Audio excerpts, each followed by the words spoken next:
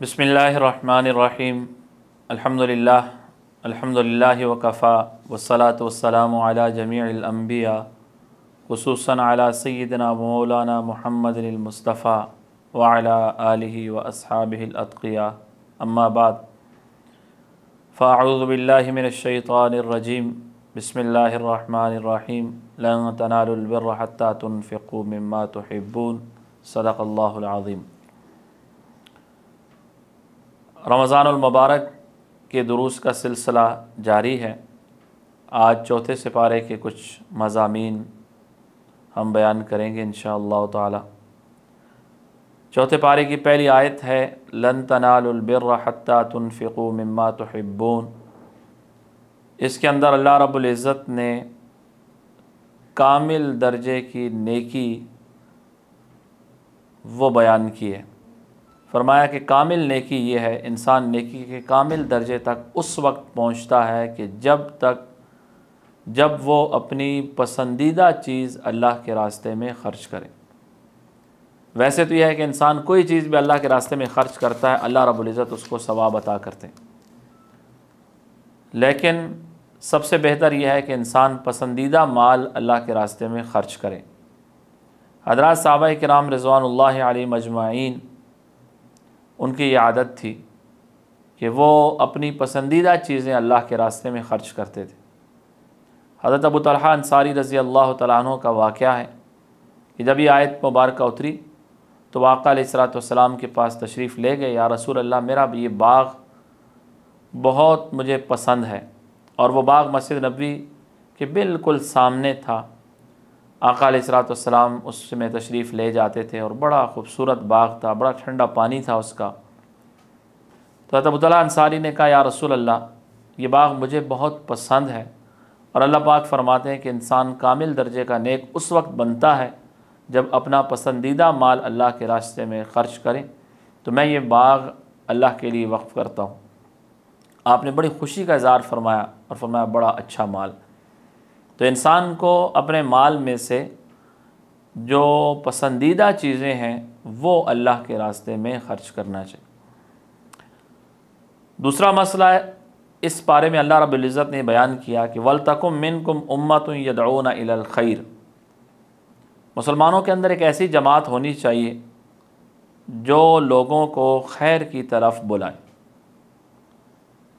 और उनका काम हो यअमुरूना बिल मारूफ़ व यनहौना अनिल मुनकर, कि लोगों को अच्छे कामों का हुक्म दें और लोगों को बुरे कामों से रोकें। एक हदीस में इसकी तशरीह आती है, रसूलुल्लाह सल्लल्लाहु अलैहि वसल्लम ने फरमाया कि कुल्लुकुम राइन व कुल्लुकुम मसऊलुन अन रइयती। तो में से हर आदमी ज़िम्मेदार है और उसकी रियाया है, उससे उसकी रियाया के मुताल्लिक़ सवाल होगा। तो हमें अपने मातहतों का, बहन भाइयों का, दोस्त अहबाब का ख्याल रखना चाहिए। उनके नेक कामों की तरफ उनको तरगीब देनी चाहिए और गुनाहों से उनको रोकने की कोशिश करनी चाहिए। दूसरी जगह भी अल्लाह रब्बुल इज़्ज़त ने इरशाद फरमाया कि कुंतुम खैरा उम्मा उखरिजत लिन्नास, तुम बेहतरीन उम्मत हो, तुम्हें लोगों के नफ़े के लिए भेजा गया है, तुम लोगों को अच्छे कामों का हुक्म देते हो और लोगों को बुरे कामों से रोकते हो। ये इस उम्मत का काम है कि लोगों को दीन की दावत दें, और हर शख्स अपनी ताकत वसत के मुताबिक इसका मुकल्लफ़ है कि वो अपने दायरा-कार में लोगों को अच्छी बातों की तरफ दावत दे और लोगों को बुरी कामों से रोके। इसके साथ साथ अल्लाह रब्बुल इज़्ज़त ने यहाँ पर फरमाया कि वाअतसिमू बिहब्लिल्लाहि जमीअन वला तफर्रक़ू, कि अल्लाह की रस्सी को मज़बूती से पकड़ो और वला तफर्रक़ू, तुम फ़िरक़ों में मत बट जाओ। कि जो जमहूर उम्मत का तरीक़ा है और उम्मत के नेक लोग जिस रास्ते पर चल रहे हैं, उम्मत के सुलहा फ़ुक़हा नेक लोग, उसी रास्ते पर इंसान को चलना चाहिए। नया कोई रास्ता निकाल के कोई ऐसी तहक़ीक़ इंसान करे कि मेरे ख़्याल में ये दीन का जो मसला है ये आज तक जो उम्मत समझी है ये गलत है, और मेरे ख़्याल में आज ये मसला इस तरह होना चाहिए। ये इसे तफ़र्क़ा कहते हैं कि इंसान कोई अपनी इनफ़रादी राय ज़ाहिर कर दे जमहूर उम्मत से हट कर, और इंसान ये समझे कि अभी तक जो उम्मत के लोग हैं, जो सहाबाए किराम, ताबीन, तबा ताबीन, 1400 साल ہر دور کے علماء وہ دین کو صحیح نہیں سمجھے اور میں دین کو صحیح سمجھا ہوں، دین کی صحیح تعبیر، صحیح تشریح یہ ہے۔ یہ تفرقہ بازی ہے، اس سے بچنا چاہیے اور انسان کو جمہور امت کے طریقے پر چلنا چاہیے، جس کو قرآن نے کہا اہدنا الصراط المستقیم صراط الذین انعمت علیہم، کہ ان لوگوں کو راستے پر ہمیں چلا جن پر تیرا انعام ہوا ہے۔ اور وہ دوسری آیت میں من النبیین والصدیقین والشہداء والصالحین، کہ نبی، صلحاء، شہداء، نیک لوگ ان کا راستہ ہے۔ تو اللہ رب العزت نے اس راستے پر انسانوں کو چلنے کا حکم دیا۔ اس کے بعد سورہ آل عمران میں اللہ رب العزت نے بدر اور احد کے واقعات کو بیان کیا ہے، جو سیرت کی کتابوں میں ہم لوگ پڑھتے رہتے ہیں کہ بدر وہ اسلام کا پہلا معرکہ تھا جس کے اندر 313 مسلمانوں نے کفار کے ایک بڑے لشکر کو شکست دی، اور اس کے بعد احد کا معرکہ ہوا 1 سال بعد، جس کے اندر اللہ رب العزت نے مسلمانوں کو شروع میں فتح دی، اور اس کے بعد مسلمانوں کی ایک اجتہادی غلطی کی وجہ سے مسلمانوں کی فتح شکست میں تبدیل ہوئی۔ یہ واقعات یہاں پر سورہ آل عمران میں اللہ رب العزت نے ذکر کیے۔ غزوہ احد میں ایسا ایک خبر مشہور ہو گئی تھی کہ رسول اللہ صلی اللہ علیہ وسلم شہید ہو گئے۔ اس سے بعض مسلمان بڑے بددل ہوئے اور انہوں نے کہا کہ اب آقا علیہ الصلوۃ والسلام دنیا سے تشریف لے گئے ہیں، تو اب کیا فائدہ جہاد کرنے کا۔ اس پر شکست کی ایک وجوہات میں سے ایک وجہ یہ بھی تھی، تو قرآن نے اس بات کی طرف اشارہ کیا کہ وما محمد الا رسول، کہ محمد صلی اللہ علیہ وسلم تو رسول ہیں، اگر آپ دنیا سے تشریف لے جائیں تو کیا تم لوگ دین چھوڑ دو۔ تو مطلب یہ تھا کہ آقا علیہ الصلوۃ والسلام آپ جب دنیا سے تشریف لے گئے تب بھی مسلمانوں نے دین پر عمل کرنا ہے، اور یہی وہ آیت ہے جس کو رسول اللہ صلی اللہ علیہ وسلم کے وصال مبارک کے موقع پر سیدنا صدیق اکبر رضی اللہ تعالیٰ عنہ نے تلاوت کی کہ صحابہ کرام کو آپ کے وصال کا یقین نہیں تھا اور آپ کی وفات کا یقین نہیں تھا، تو سیدنا عمر فاروق رضی اللہ تعالیٰ عنہ تلوار لے کر کھڑے ہو گئے کہ جو شخص یہ کہے گا رسول اللہ صلی اللہ علیہ وسلم کا انتقال ہوا، میں اس کا سر قلم کر دوں گا۔ سیدنا صدیق اکبر تشریف لائے اور آپ نے یہ آیت پڑھی کہ وما محمد الا رسول، محمد صلی اللہ علیہ وسلم رسول ہے، قد خلت من قبل الرسل، آپ سے پہلے بھی رسول دنیا میں آئے اور تشریف لے گئے۔ اس کے بعد آپ نے اعلان فرمایا کہ جو رسول اللہ صلی اللہ علیہ وسلم کی عبادت کرتا تھا وہ جان لے کہ آقا علیہ الصلوۃ والسلام دنیا سے تشریف لے گئے، اور جو اللہ کی عبادت کرتا تھا وہ جان لے کہ اللہ پاک حی لا یموت ہے، اللہ رب العزت زندہ ہے، اللہ پر موت نہیں آتی۔ تو صحابہ اکرام فرماتے ہیں کہ جب یہ آیت ہم نے سنی تو ہمیں اس وقت رسول اللہ صلی اللہ علیہ وسلم کی وفات کا یقین آیا۔ یہ احد کے واقعات کو ذکر کرنے کے بعد قرآن نے رسول اللہ صلی اللہ علیہ وسلم کی ایک صفت کو بیان فرمایا، چونکہ آقا علیہ الصلوۃ والسلام نے صحابہ کرام کے ایک لشکر کو فرمایا تھا کہ تم نے اس پہاڑی درے کو نہیں چھوڑنا اگرچہ ہمیں شکست ہو جائے۔ جب کافر لوگ بھاگ گئے تو مسلمانوں میں کچھ لوگ نیچے آ گئے اور جس کی وجہ سے شکست ہوئی۔ اب آقا علیہ الصلوۃ والسلام اللہ رب العزت نے یہاں پر ارشاد فرمایا کہ فَبِمَا رَحْمَةٍ مِّنَ اللَّهِ لِنْتَ لَهُمْ، اللہ کی آپ پر بڑی رحمت ہے کہ آپ ان صحابہ کرام کے لیے بڑے ہی نرم ہیں۔ وَلَوْ كُنْتَ فَظًّا غَلِيظَ الْقَلْبِ، اگر آپ سخت گفتگو فرمانے والے ہوتے یا سخت دل والے ہوتے، لَنْفَضُّوا مِنْ حَوْلِكَ، یہ آپ کے آس پاس سے چلے جاتے۔ فَاعْفُ عَنْهُمْ وَاسْتَغْفِرْ لَهُمْ، آپ ان کو معاف کریں، ان کے لیے استغفار کریں اور ان کے ساتھ مشورہ کرتے رہیں۔ اس آیت میں اس بات کی طرف اشارہ ہے کہ کوئی بھی ایک استاذ یا شیخ یا کوئی بھی رہنما اس کو اپنے جو ماتحت ہوتے ہیں ان کے ساتھ نرمی، شفقت، پیار، محبت کرنا چاہیے۔ اگر انسان سختی کرے گا تو آقا علیہ الصلوۃ والسلام کو قرآن کہہ رہا ہے کہ صحابہ کرام آپ کے آس پاس نہ ٹھہرتے، تو آج اگر کوئی شخص سختی کرے گا تو اس کے ماتحت جو افراد ہیں وہ بھی اس کے ساتھ نہیں رہیں گے۔ قرآن نے جو اصول دیا ہے وہ نرمی کا ہے، اور یہی رسول اللہ صلی اللہ علیہ وسلم نے اپنی امت کو تعلیم دی۔ فرمایا کہ نرمی جس چیز میں ہوتی ہے اسے خوبصورت بنا دیتی ہے، اور سختی یہ کسی بھی چیز کو عیبدار بنا دیتی۔ اس کے بعد اللہ رب العزت نے یہاں پر یہ فرمایا کہ اللہ نے مومنوں پر بڑا احسان کیا کہ اللہ نے ان کے اندر ایک رسول بھیجا جس کے 4 کام، یتلو علیہم آیاتی ویزکیہم ویعلمہم الکتاب والحکمہ، یہ تیسری دفعہ یہاں پر آ رہا ہے۔ ابراہیم علیہ السلام کی دعا میں بھی آیا تھا، اور اس کے بعد یہ اور دوسرے پارے میں بھی، یہ تیسری دفعہ یہاں پر آ رہا ہے کہ اللہ رب العزت نے آقا علیہ الصلوۃ والسلام کے 4 منصب ذکر کیے: قرآن کی تلاوت، قرآن کی تعلیم، سنت کی تعلیم اور تزکیہ آقا علیہ الصلوۃ والسلام کا. اور یہی آپ کے جو 4 کام ہیں، یہ آپ کے ماننے والے، آپ کی امت اور ان کے بھی یہی کام ہے کہ وہ قرآن کی تلاوت کریں، قرآن کی تعلیم دیں اور اپنا تزکیہ کریں. تزکیہ کا مطلب ہوتا ہے اپنے آپ کو انسان پاک کرے، کہ انسان کے دل کے اندر حسد، کینہ، بغض اور دنیا کی محبت، مختلف برے جذبات ہیں، ان کو پاک صاف کرے ان سے اپنے نفس کو، اور انسان کے دل میں اللہ اس کے رسول صلی اللہ علیہ وسلم کی محبت ہو، آخرت کا شوق ہو اور اچھی صفات ہوں، سخاوت ہو، شجاعت ہو، صبر ہو، شکر ہو، اس قسم کی صفات اس کے اندر آ جائیں. اسے تزکیہ کہتے ہیں. رسول اللہ صلی اللہ علیہ وسلم نے صحابہ کرام کا تزکیہ فرمایا تھا اور امت کو بھی یہی حکم دیا گیا ہے کہ وہ اپنے نفوس کا تزکیہ کریں. اس کے بعد قرآن نے یہ فرمایا کہ چونکہ احد میں مسلمانوں کی ایک بڑی تعداد شہید ہو گئی تھی تو منافقین نے کہا کہ ان لوگوں نے خواہ مخواہ اپنی جان ضائع کی. تو قرآن نے کہا کہ جو لوگ اللہ کے راستے میں قتل ہو جاتے ہیں وہ اللہ کے نزدیک زندہ ہیں اور انہیں رزق دیا جاتا ہے، وہ بڑی اچھی حالت کے اندر ہیں. تم یہ گمان نہ کرو کہ وہ ختم ہو گئے اور انہوں نے اپنے آپ کو ختم کر دیا، بلکہ وہ اللہ کے ہاں زندہ ہیں. اللہ ان کو ایک خاص قسم کی زندگی جو ہماری سمجھ سے اوپر ہے وہ ان کو عطا فرماتے ہیں.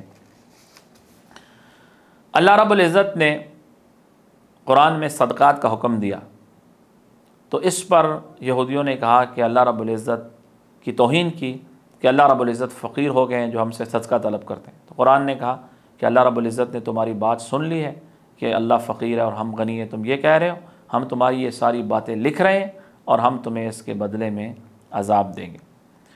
سورہ آل عمران کا جو آخری رکوع ہے، ان فی خلق السماوات والارض سے آخر تک، اس کے اندر اللہ رب العزت نے مختلف دعائیں ذکر کی ہیں. جس طرح سورہ بقرہ کا آخری رکوع بڑی فضیلت والا ہے، اسی طرح سورہ آل عمران کا جو آخری رکوع ہے یہ بڑی فضیلت والا ہے. رسول اللہ صلی اللہ علیہ وسلم کے جو رات کے معمولات تھے ان میں آپ یہ سورہ آل عمران کا جو آخری رکوع ہے آپ اس کی تلاوت فرمایا کرتے تھے. بلکہ صحابہ فرماتے ہیں کہ بعض دفعہ آپ رات کو کئی مرتبہ اٹھتے. آپ کی عادت شریفہ یہ تھی کہ آپ جب بھی تہجد کے لیے اٹھتے تھے تو باہر تشریف لے جاتے اور آسمان کی طرف نگاہ فرماتے اور ان فی خلق السماوات والارض یہ جو رکوع ہے یہ آپ تلاوت فرماتے. اس کے اندر اللہ رب العزت نے کئی دعائیں وہ ذکر کی ہیں اور بندوں کی تعلیم ہے کہ بندہ ان الفاظ کے ساتھ دعا مانگے. اس لیے انسان صبح جب تہجد کے لیے اٹھتا ہے تو سب سے پہلے آسمان کی طرف نگاہ کر کے اس سورہ آل عمران کا جو آخری رکوع ہے اس کی تلاوت کرنی چاہیے. اس کے اندر جو دعائیں ہیں وہ بڑی زبردست دعائیں ہیں. اللہ رب العزت نے فرمایا کہ زمین و آسمان کی تخلیق اور رات دن کے نظام میں عقلمند لوگوں کے لیے بڑی نشانیاں ہیں. عقلمند لوگ وہ ہیں جو کھڑے بیٹھے لیٹے ہر حال میں اللہ کو یاد کرتے ہیں، زمین و آسمان کی تخلیق میں غور کرتے ہیں اور اللہ رب العزت سے یہ دعائیں مانگتے ہیں. پہلی دعا ربنا ما خلقت هذا باطلا سبحانک فقنا عذاب النار. یا اللہ زمین و آسمان کا جو نظام ہے تو نے باطل پیدا نہیں کیا، بیکار پیدا نہیں کیا، تو پاک ہے، تو ہمیں آگ کے عذاب سے بچا. دوسری دعا ربنا انک من تدخل النار فقد اخزیت وما للظالمین من انصار. یا اللہ جس کو تو جہنم میں داخل کرے گا اس کو تو نے رسوا کر دیا اور ظالموں کا کوئی مددگار نہیں. ربنا اننا سمعنا منادیا ینادی للایمان. یا اللہ ہم نے ایک منادی کی آواز سنی جو ایمان کی طرف دعوت دے رہا تھا، تم ایمان لے آؤ تو ہم ایمان لے آئے. یا اللہ ہمارے گناہ معاف فرما اور ہماری سیئات سے درگزر فرما، ہمیں نیک لوگوں کے ساتھ وفات دے. ربنا وآتنا ما وعدتنا علی رسلک. یا اللہ جو تو نے اپنے رسولوں کی زبان پر وعدہ کیا تھا وہ پورا فرما، ہمیں قیامت والے دن رسوا نہ کر. آپ اپنے وعدے کی مخالفت نہیں کرتے. یہ دعائیں ہیں جو اس آخری رکوع کے اندر ہیں. تہجد کے لیے جب رسول اللہ صلی اللہ علیہ وسلم بیدار ہوتے تھے تو اس رکوع کی تلاوت فرمایا کرتے تھے آسمان کی طرف نگاہ کر کے. تو ہمیں بھی اس کی تلاوت کرنی چاہیے. جو اس کے اندر دعائیں ہیں ان کو ویسے بھی عام حالات کے اندر بھی ہم مانگ سکتے ہیں. اس صورت کے آخر میں اللہ رب العزت نے ایمان والوں کو یہ بتایا ہے کہ تمہیں کافروں کا شہروں کے اندر چلنا پھرنا اور ناز و نعمت ان کی چیزیں آپ کو دھوکے میں نہ ڈالیں. لا یغرنک تقلب الذین کفروا فی البلاد. کافروں کا شہروں میں چلنا پھرنا ان کی رونق، ان کی زیب و زینت، ان کا مال و دولت، دنیاوی ساز و سامان تمہیں دھوکے میں نہ ڈالے کہ یہ لوگ ٹھیک ہیں اور اللہ کے نیک بندے، اسی لیے اللہ نے ان کو سب کچھ دیا۔ فرمایا متاع قلیل، یہ تھوڑا سا نفع اٹھانا ہے، ثم مأواہم جہنم وبئس المہاد، پھر جہنم ہے ان کا ٹھکانہ اور بہت بڑا ٹھکانہ ہے۔ سورہ آل عمران کے آخر میں اللہ رب العزت نے ایمان والوں کو صبر کا اور دشمن کے مقابلے میں ثابت قدم رہنے کا حکم دیا اور فرمایا کہ تم صبر کرو، دشمنوں کے مقابلے میں ثابت قدم رہو، اللہ سے ڈرتے رہو گے تو اللہ تمہیں کامیاب کریں گے۔ تیسری صورت چوتھی صورت جو شروع ہو رہی ہے اس چوتھے پارے کے اندر، وہ سورہ نساء ہے۔ نساء عربی زبان میں امرا کی جمع ہے، عورتوں کو کہا جاتا ہے۔ اس صورت کے اندر اللہ رب العزت نے عورتوں کے مختلف احکامات کو ذکر فرمایا، اس لیے اس صورت کو سورہ نساء کہتے ہیں۔ رسول اللہ صلی اللہ علیہ وسلم نے حکم دیا کہ اپنی عورتوں کو سورہ نساء اور سورہ نور سکھائی جائے، خاص طور پر عورتوں کو سورہ نساء کا ترجمہ تفسیر اور سورۃ نور کا ترجمہ اور تفسیر اس کو سیکھنا چاہیے۔ اس کے اندر عورتوں کے متعلق کافی سارے احکام ہیں۔ پہلی آیت میں اللہ رب العزت فرماتے ہیں کہ اے لوگو، ہم نے تمہیں ایک نفس سے پیدا کیا۔ یہ دنیا کے جتنے انسان ہیں یہ شروع میں آدم علیہ السلام سے، سب آدم علیہ السلام کی اولاد میں سے ہیں، اس لیے اللہ سے ڈرو اور تم اللہ کی عبادت کرو۔ کسی انسان کو دوسرے پر خاندان کے اعتبار سے کوئی فضیلت نہیں ہے کہ یہ میرا اعلیٰ خاندان ہے، اس کا ادنا خاندان ہے، یہ اللہ کے ہاں زیادہ مقبول ہے۔ کوئی انسان اپنے خاندان کی وجہ سے اللہ کے ہاں زیادہ مقرب نہیں ہوتا۔ قرآن نے کہا انا خلقناکم من ذکر و انثی وجعلناکم شعوبا وقبائل لتعارفوا ان اکرمکم عند اللہ اتقاکم۔ ایک مرد عورت سے پیدا کیے کہ خاندان قبیلے پہچان کے لیے، اللہ کے ہاں جو انسان زیادہ متقی ہوگا وہ اللہ کے ہاں زیادہ محبوب ہے۔ زمانہ جاہلیت میں ایک رسم تھی کہ لوگ یتیموں کا مال کھا جاتے تھے۔ کوئی انسان ہے، اس کا بھائی فوت ہو گیا یا اور کوئی رشتہ دار فوت ہوا، اس کے یتیم بچے ہیں یا یتیم بچیاں ہیں، تو یہ لوگ ان کے مال پر قبضہ کر دیتے تھے اور ان کا مال کھا جاتے تھے۔ قرآن نے اس کو منع کیا کہ آت الیتامى اموالہم، یتیموں کا مال ان کے حوالے کرو، کوئی انسان یتیموں کا مال نہ کھائے۔ اسی طرح یتیم بچی ہوتی تھی، اس کا نکاح کر لیتے تھے، بہت کم مہر رکھتے تھے، تو قرآن نے اس سے منع کیا کہ یتیم بچیاں اگر ہیں تو ان کا جو مہر شرعی طور پر بنتا ہے اسے دینا چاہیے۔ یتیم بچہ اگر کسی کی پرورش میں ہے، اس کا مال ہے، اگر وہ بچہ نابالغ ہے تو اس کا ولی اس مال کو اپنے پاس رکھ سکتا ہے، جب وہ بالغ ہو جائے تو اس کا مال اس کو حوالے کر دے۔ قرآن نے دوسری جگہ پر ارشاد فرمایا کہ جو لوگ یتیموں کا مال کھاتے ہیں انما یاکلون فی بطونہم نارا، وہ اپنے پیٹ کے اندر جہنم کی آگ ڈالتے ہیں۔ لہذا انسان کو یتیم کا مال نہیں کھانا چاہیے، یتیم بچے کی پرورش کا خیال رکھنا چاہیے، اس پر اپنا مال خرچ کرنا چاہیے۔ ایک حدیث میں آقا علیہ السلام نے فرمایا انا وکافل الیتیم کہاتین، میں اور یتیم کی پرورش کرنے والا ایسے جنت میں ساتھ ہوں گے۔ تو اس کی پرورش پر فضیلت ہے، اس کا مال کھانے پر جہنم کی وعید ہے۔ اس کے بعد اللہ رب العزت نے سورہ نساء میں میراث کے احکام ذکر کیے جو بہت ہی اہم ہیں۔ آج کل معاشرے کے اعتبار سے اس کو سیکھنا بہت ضروری ہے۔ کوئی انسان جب دنیا سے جاتا ہے تو اس کا جو مال ہوتا ہے اس میں سے سب سے پہلے اس کے کفن دفن کا انتظام کیا جاتا ہے۔ اس کے لیے قبر کھودنے کی جگہ ہے یا اس کے لیے کفن خریدنا ہے اور جو اخراجات ہیں ضروری، وہ اس کے مال سے نکالے جاتے ہیں۔ اگر کوئی وارث اپنی خوشی سے اپنے مال سے کر دے تب بھی ٹھیک ہے، نہ کرے تو اس کے مال سے نکالے جائیں۔ دوسرے نمبر پر اس کا اگر کوئی قرض ہے تو اس کے مال میں سے وہ قرض ادا کرنا چاہیے۔ پھر اگر اس نے کوئی وصیت کی ہے وارث کے علاوہ کسی اور کے لیے تو اس کے مال کے تیسرے حصے میں جو اس کی وصیت ہے وہ نافذ کی جاتی ہے۔ مثلا کسی آدمی نے کہا جی میرے مرنے کے بعد 1,00,000 روپے فلاں غریب کو دے دینا، فلاں مسجد کو دے دینا، فلاں ادارے کو دے دینا، تو وہ اس کے مال میں سے تیسرے حصے سے نکالا جائے گا۔ باقی جو مال ہے وہ تقسیم کیا جائے گا ورثاء میں۔ یہاں پر قرآن نے بہت واضح انداز میں فرمایا کہ یوصیکم اللہ فی اولادکم للذکر مثل حظ الانثیین، اللہ تمہیں تمہاری اولادوں کے متعلق بہت پکا حکم دیتا ہے کہ ایک لڑکے کو 2 لڑکیوں کے برابر حصہ ملے گا۔ تو کسی انسان کے اولاد میں بیٹا بھی ہے، بیٹیاں بھی ہیں، تو 2 بیٹیوں اور 1 بیٹے کا حصہ برابر ہوتا ہے۔ اس میں آگے قرآن نے تھوڑی سی تفصیل بیان کی ہے، اس کو آپ سمجھ لیں کہ 6 قسم کے وارث ایسے ہیں جو ہر حال میں وارث بنتے ہیں۔ ایک انسان فوت ہوا تو اس کا بیٹا، بیٹی، ماں، باپ، اور مرد ہے تو اس کی بیوی، اور بیوی ہے تو اس کا خاوند۔ یہ جو 6 یا 5 وارث بنتے ہیں یہ ہر میت کے بنتے ہیں۔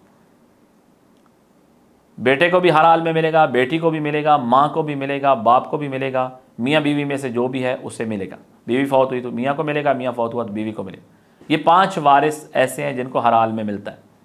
اگر ان میں سے کوئی نہ ہو تو پھر دوسرے وارثوں کو ملتا ہے۔ مثلا باپ نہ ہو تو دادے کو مل جاتا ہے، بیٹے نہ ہوں تو پھر پوتوں کو مل جاتا ہے۔ اسی طرح بہت تفصیل ہے اس علم میں۔ میراث کے علم میں اس کو حدیث کے اندر آدھا علم کہا گیا۔ اس میں بڑی احتیاط کی ضرورت ہے کہ عام طور پر ہمارے معاشرے میں جب کوئی شخص فوت ہوتا ہے تو اس کے بیٹے اس کی ساری میراث لے لیتے، اس کے ماں باپ کو بھی نہیں دی جاتی اور اس کی بچیوں کو بھی نہیں دی جاتی۔ تو یہ شرعاً بالکل حرام، ناجائز ہے۔ اگر کوئی انسان فوت ہوا، اس کے بیٹوں نے ساری جائیداد پر قبضہ کر لیا، اس کی بیٹیوں کو کچھ نہیں دیا، تو یہ شرعاً ظالم ہیں، گناہ گار ہیں، اور ان کو قیامت والے دن اسے دینا پڑے گا۔ بہت بڑا ظلم ہے یہ۔ اس لیے اپنی بہنوں کو وراثت میں حصہ دینا چاہیے۔ دوسری خرابی یہ ہے معاشرے میں کہ بعض دفعہ انسان اپنے بچوں کے نام ساری جائیداد کر لیتا ہے، بیٹیوں کو کچھ نہیں دیتا، تو یہ بھی ظلم ہے کہ مرنے کے بعد بیٹیوں کو جائے گا مال، زندگی میں بیٹوں کے نام کر دیتے ہیں۔ یہ شرعاً ناجائز ہے، ایسا نہیں کرنا چاہیے۔ ایک بیٹے کو 2 بیٹی کے برابر حصہ ملے گا، اور ماں باپ ہیں ان کو عام حالات میں 6ٹھا حصہ ملتا ہے، 6ٹھا حصہ باپ کو، 6ٹھا حصہ ماں کو، اور بیوی کو 8واں حصہ ملتا ہے عام حالات میں۔ اور باقی اس کے اندر کچھ اور بھی تفصیلات ہیں جو اپنے طور پر معلوم کی جا سکتی ہیں۔ تو اس لیے میراث کے جو مسائل ہیں یہ بڑے اہم ہیں، اس میں احتیاط کرنی چاہیے کہ کوئی انسان غلط میراث تقسیم نہ کرے۔ اور احادیث میں آتا ہے کہ جو آدمی وارث کو محروم کرتا ہے اللہ اسے جنت سے محروم کرے گا۔ تو بہت بڑا ظلم ہے کہ بعض دفعہ انسان کسی وارث کو، بیٹے کو، بیٹی کو محروم کرنے کے لیے کوئی ناجائز کام کر جاتا ہے، ناجائز وصیت کر لیتا ہے، ساری جائیداد یا سارا مال وہ بیٹوں کے نام کر دیتا ہے۔ یہ بہت غلط کام ہے۔ اور اس میں صرف یہ نہیں کہ جائیداد کے اندر، بلکہ ہر چیز کے اندر بیٹے اور بیٹیاں شریک ہیں۔ جائیداد کے اندر، مکان کے اندر، مال تجارت کے اندر، حتیٰ کہ اس کی اگر کوئی گاڑی ہے، پہننے والے کپڑے تک، اس کے جسم میں جو لباس ہے اس کے اندر بھی اس کا بیٹا، بیٹی اور اس کے جو وارث ہیں وہ شریک ہوتے ہیں۔ اس لیے اس مسئلے میں خاص طور پر بڑی اس میں احتیاط کرنی چاہیے۔ اس کے بعد اللہ رب العزت نے 4 پارے کے آخر میں یہ بات ارشاد فرمائی کہ توبہ کا وقت بتائے۔ فرمایا کہ جو شخص گناہ کرے اور پھر موت سے پہلے توبہ کر لے، اس کی توبہ تو اللہ قبول کرتے ہیں۔ لیکن ایسا نہیں ہے کہ انسان گناہ کرتا رہا اور موت کا وقت بالکل سر پہ آ گیا، اب موت کا فرشتہ اس نے دیکھا، اب وہ کہتا ہے میں توبہ کرتا ہوں، تو اللہ فرماتے ہیں کہ ایسی توبہ قبول نہیں ہوتی۔ احادیث میں اس کی تشریح آتی ہے، رسول اللہ صلی اللہ علیہ وسلم نے فرمایا کہ اللہ نے توبہ کا دروازہ کھولا ہوا ہے، جب تک انسان کا سانس یہاں گلے تک نہیں پہنچ جاتا اس وقت تک توبہ کا دروازہ کھلا ہوا۔ اور ایک حدیث میں آپ نے ارشاد فرمایا کہ اللہ نے مغرب میں ایک توبہ کا دروازہ کھول رکھا ہے، جب تک سورج مغرب سے طلوع نہیں ہوگا اس وقت تک وہ توبہ کا دروازہ کھلا۔ اور ایک حدیث میں آپ نے ارشاد فرمایا کہ اللہ رب العزت دن کو اپنے بندوں کی طرف متوجہ ہوتے ہیں کہ رات کا گناہ گار توبہ کر لے، اور رات کو اپنے بندوں کی طرف متوجہ ہوتے ہیں کہ دن کا گناہ گار توبہ کر لے۔ تو اس لیے انسان کو توبہ میں جلدی کرنی چاہیے، دیر نہیں کرنی چاہیے۔ توبہ میں 3 چیزیں ہوتی ہیں کہ انسان اپنے ماضی پر پریشان ہو، ندامت ہو اسے کہ مجھ سے غلطی ہوئی، یہ گناہ ہوا، فی الحال انسان اس گناہ کو چھوڑ دے اور آئندہ کے لیے اس کا پکا ارادہ ہو کہ میں یہ گناہ نہیں کروں گا۔ تو یہ پکی توبہ ہے، اور ایسی توبہ انسان کو ہر وقت کرنی چاہیے، خاص طور پر رات کو سونے سے پہلے انسان توبہ کر کے سوئے۔ اور رمضان المبارک کے جو ایام ہیں یہ تو بہت مبارک ہیں، اور حدیث میں آتا ہے کہ وہ بندہ ہلاک ہو جائے کہ رمضان کا مہینہ پائے پھر وہ اپنی بخشش اللہ سے نہ کرائے۔ تو اس لیے صبح شام ہر وقت انسان کو اللہ کے سامنے توبہ کرنی چاہیے، استغفار کرنا چاہیے، اللہ سے اپنے گناہوں کی معافی کرنی چاہیے، معافی مانگنی چاہیے۔ زمانہ جاہلیت میں ایک بری رسم یہ تھی کہ عورتوں کو میراث نہیں دیتے تھے۔ دوسرا مسئلہ یہ ہوتا تھا کہ جب کوئی بندہ فوت ہو جاتا تو اس کی بیوی کو بھی اس کے بھائیوں میں سے جو چاہتا وہ اس کو لے لیتا، گویا کہ اس کی عورت بھی اس کے میراث کا حصہ سمجھی جاتی تھی۔ قرآن نے اس کو رسم کو رد کیا اور فرمایا کہ یا ایھا الذین آمنوا لا یحل لکم ان ترثوا النساء کرہا، تم زبردستی عورتوں کے وارث نہ بنو اور عورتوں کو تنگ نہ کرو، اور جو مال تم نے عورتوں کو دیا ہے وہ ان سے واپس نہ لو۔ تو اس لیے عورتوں کو میراث میں ان کا حصہ دینا چاہیے، مہر جو ہے جو عورتوں کا حق ہے وہ ان کو دینا چاہیے، اور عورتوں پر زبردستی نہیں کرنی چاہیے۔